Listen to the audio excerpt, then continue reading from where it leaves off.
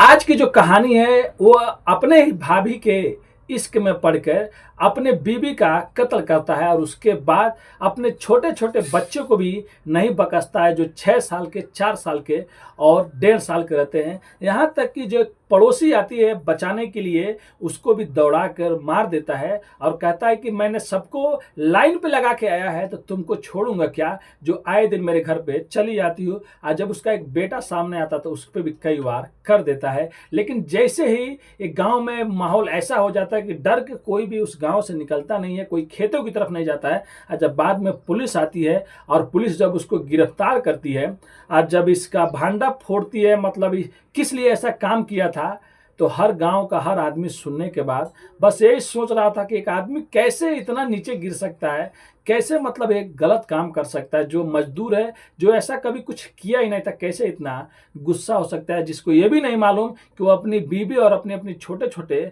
बच्चे लोगों का कत्ल कर रहा है। तो चलिए पूरी कहानी को इस वीडियो के माध्यम से बताएंगे। उससे पहले आप लोग से रिक्वेस्ट करते हैं, आपका भाई बहुत मेहनत करता है, अपने भाई को भी सपोर्ट करो, शेयर करो और अपने भाई को लाइक करो, कमेंट करो। तो नमस्ते, आदाब, सत श्री अकाल।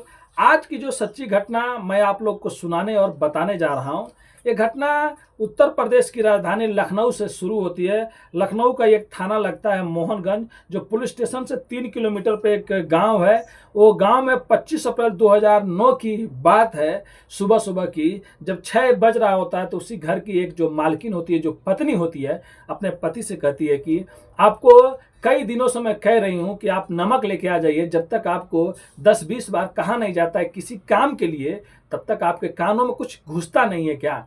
पति गुस्सा हो जाता है और कहता है कि तुमने मुझे क्या कहा है। वो कहती है कि मैंने आपको नमक लाने के लिए क्या नहीं कहा था।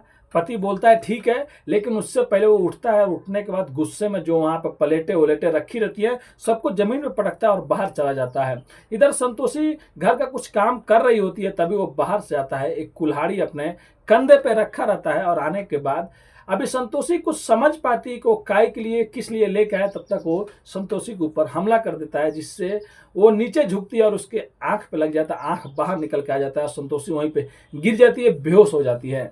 उसके बाद वो आदमी तुरंत रूम में जाता है। उसका बेटा जो 6 साल का रहता है, वो बाहर निकल कर देखता है कि उसकी माँ क्यों चीख रही थी, चिल्ला रही थी। तो अपने बेटे को भी कुल्हाड़ी से मार के उसके भी टुकड़े टुकड़े कर देता है। और उसके बाद उसकी एक 4 साल की और बेटी रहती है, उसको भी नहीं छोड़ देता है, उसको भी मतलब कुल्हाड़ी से मार देता है। और लास्ट में जो उसका सबसे छोटा बच्चा रहता है, जो 1.5-2 साल का रहता है, जो बेचारे को कुछ मालूम ही नहीं रहता, उसको भी जाता है, उसको भी 2 टुकड़े कर देता है। ये सब जब घटना वो कर रहा होता है घर में, तो चीखने चिल्लाने की कुछ आवाजें जब आ रही थी, तब जब ये सब घटना को अंजाम दे रहा था, तभी पड़ोस में आवाज जाता है। तो वहीं पे एक रहने वाली जो पड़ोसी में रहती हैं, जिनका नाम माधुरी होता है, जिनकी उम्र 50 साल रहता है, वो अपने बच्चों से कहती है कि रुको मैं देख के आ रहा हूँ। फिर क्या वो आदमी अपने घर में झगड़ा कर रहा है कि क्या कर रहा है, तभी से आवाजें आ रही है, उल्टा पुल्टा सुनाई दे रहा है घर से। वो जैसे जाती है, दरवाजा थोड़ा सा बंद हुआ रहता है, वो देखती है तो उनकी चीखें निकल जाती है। वो चीखते चिल्लाते हुए अपने घर की तरफ भागती हैं, लेकिन पीछे से वो आदमी कुल्हाड़ी लेके उनके ऊपर भी टूट जाता है और उनको भी मारने लगता है। और कहता है कि मैंने सबको लाइन पे तो लगा दिया है, तुम हमेशा मेरे घर पे पंचायत करने चली आती हो, तुमको भी लाइन पे लगा दूंगा। उस औरत को इतना मारता है कि वो वहीं पे दम तोड़ देती है। और वहीं पे उस औरत का एक, माधुरी का एक बेटा रहता है, जो 11-12 साल का रहता है, जिसका नाम रजिंदर रहता है। वो जैसे आता है कि मेरी माँ को ऐसे क्यों मार रहा है, तो उसके बेटे पे भी कई बार हमला कर देता है। और एक बेटी देखती है तो बेटी को मारता है, थोड़ा बहुत बेटी को लगता है, लेकिन बेटी वहां से दौड़ने लगती है और लगातार 3 किलोमीटर तक दौड़ते दौड़ते पुलिस स्टेशन जाती है। और पुलिस स्टेशन जाने के बाद एक कांस्टेबल से कहती है कि चलो चलो मेरे गांव में जल्दी से चलो, नहीं तो मेरी माँ और मेरे भाई सबको मार देगा। तो कांस्टेबल को कुछ समझ में नहीं आता है कि वो क्या कह रही है। तभी वहाँ पे जो एसएचओ होते हैं, वो अपने अंदर आ रहे होते हैं कहीं से, तो एसएचओ का पैर पकड़ लेती है और एसएचओ से कहती है कि साहब जल्दी से चलिए मेरे गांव में, नहीं तो मेरे माँ को और मेरे भाई को सबको मार देगा। अब एसएचओ इस बात को गंभीर लेते हैं, तुरंत अपनी पुलिस टीम के साथ उस गाँव में पहुँचते हैं।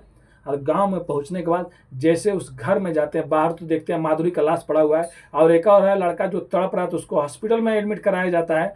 और अंदर जाके जब देखते हैं तो चारों तरफ खून ही खून फैली हुई है और किसी को कुछ समझ में नहीं आ रहा आखिर में यहाँ पे हुआ है तो क्या हुआ है। अब वहाँ के जो पुलिस एसएचओ थे, वो गांव वाले कोई भी घर से बाहर नहीं निकल रहे हैं, सब गांव वाले से पूछ रहे हैं, कोई भी कुछ नहीं बता रहा है। फिर कई लोगों की गिरफ्तारी होती है, कई लोगों से पूछताछ होती है, क्योंकि उस गांव के सब लोग डर गए होते हैं। वो डर के मारे गांव से बाहर नहीं निकल रहे थे, कहीं पे कुछ जा नहीं रहे थे। भैंस का, गाय का जो भी चारा होता है घूमने के लिए, कि शायद वो कुल्हाड़ी लेके घूम रहा होगा, और कोई कभी भी उसके झगड़े में अगर कोई साथ दिया होगा उसका पत्नी का, तो शायद वो उसको भी मार देगा। बच्चे स्कूल नहीं जाते थे, लेकिन पुलिस जब दबाव बनाती है और अच्छी तरीके से पूछताछ करने लगती है, तो बाद में पता चलता है कि ये कोई और नहीं, उसी का पति श्रवण ने सबको मारा है। अब पुलिस श्रवण को जब उठाती है तो श्रवण कहता है कि साहब मैंने ये खून नहीं किया है, जो पड़ोसी की थी जिसका नाम माधुरी था उसी का बेटा नन्हे ने किया है, मैं तो बेकसूर हूं, मैं क्यों अपने पति और बच्चे लोग को मारूंगा।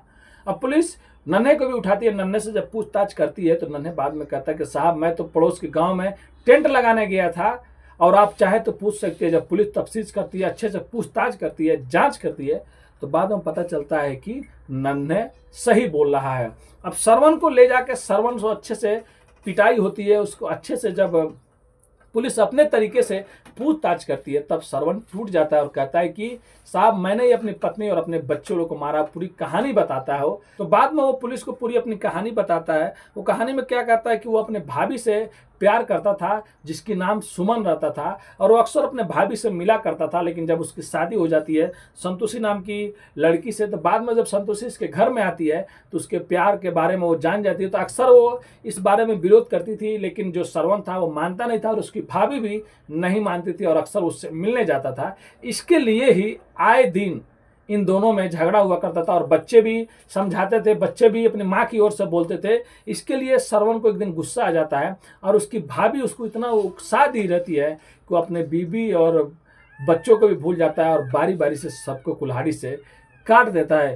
ये पुलिस उसके मुकदमा दर्ज करती है, इसके जो भी मतलब धाराएं लगती है सब धारा लगाती है, और इसको 2009 में जब इसको अरेस्ट करती है तो लगभग एक केस 8 साल चलता है। और 8 साल चलने के बाद अगस्त 2017 की बात है, जब लखनऊ की अदालत जो होती है वो फैसला सुनाती है कि जो श्रवण है वो अपने भाभी से प्यार संबंध में फंसा हुआ था, और अपने भाभी के उकसाने पे और अपनी बीवी बच्चों को सबको इतनी बुरी तरीके से मारा पीटा और सबको मर्डर कर दिया। यहाँ तक कि पड़ोसी में भी जो माधुरी नाम की औरत थी उसका भी कत्ल कर देता, और उसके बेटे को भी कत्ल कर देता है। कुल मिलाकर 6 कत्ल कर देता है। तो इसे जीने का कोई भी मतलब, समाज में रहने का कोई भी मतलब इसका ये नहीं है। इसको सजाए मौत की सजा दी जाती है। और जो इसकी भाभी है जो इसको उकसाई थी और इसको चढ़ाई थी, इसको भी 4 साल की सजा सुनाई जाती है, उसके भाभी को भी।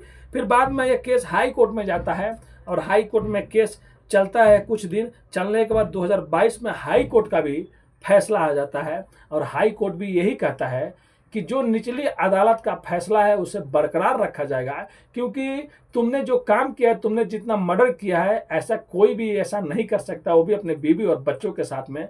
तो तुम जेल में ही रहो और तुम्हें मौत की सज़ा जरूर मिलेगी। तब उसको, अभी वो जेल में ही है, अब उसको सज़ा कब मिलेगी कब नहीं मिलेगी ये तो मालूम नहीं। लेकिन आप लोग सोच सकते हैं कैसे अपने भाभी के प्यार में अपने ही पत्नी और अपने ही बच्चों का वो इंसान कत्ल कर देता है। यहाँ तक कि पड़ोसी को भी नहीं छोड़ता है कि तुम लोग जब झगड़ा होता था तुम लोग बचाने के लिए और मेरी बीवी की तरफ से बात करने के लिए आ जाते थे। तो भाभी को तो 4 साल की सजा होती है, लेकिन ऐसे आदमी को जल्द से जल्द ही फांसी पर लटका दिया जाए, जिससे और भी आने वाले लोगों को सबक मिले, जो इसको कहानी को सुने तो कोई भी घटना करने से पहले 1000 बार नहीं कई लाख बार सोचे, क्योंकि कानून से कोई नहीं बच सकता और हमारे उत्तर प्रदेश पुलिस से और भी कोई नहीं बच सकता।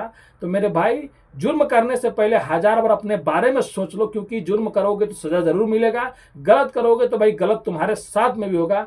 क्योंकि पुलिस वाले जब अपने तरीके से पूछते हैं ना, तो कहते हैं ना कि मुर्दे भी बोलने लगते हैं। तो ये थी कहानी आज की उत्तर प्रदेश लखनऊ की, जहां पे एक आदमी अपने पूरे परिवार को खत्म कर देता है, बस इसलिए कि उसका प्रेम संबंध बनता रहे और चलता रहे आगे। लेकिन उसको ये कभी कुछ महसूस ही नहीं हुआ कि उसकी भाभी कभी भी उसकी नहीं होगी। जो पत्नी कर सकती थी, जो बेटे बच्चे कर सकते थे, वो इतना बड़ा हैवान था, सबके मौत के घाट उतार देता है। तो ये कहानी सुनाने का उद्देश्य किसी का भी दिल दुखाना नहीं है, बस आप लोग को जागरूक करना है, सचेत करना है।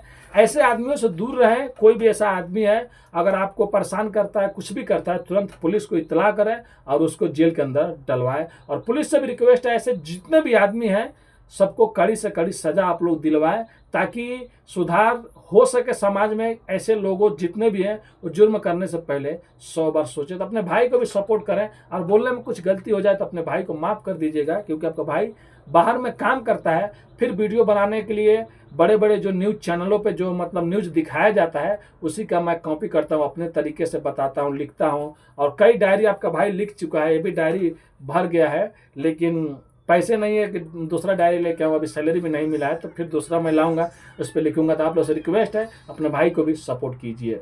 धन्यवाद।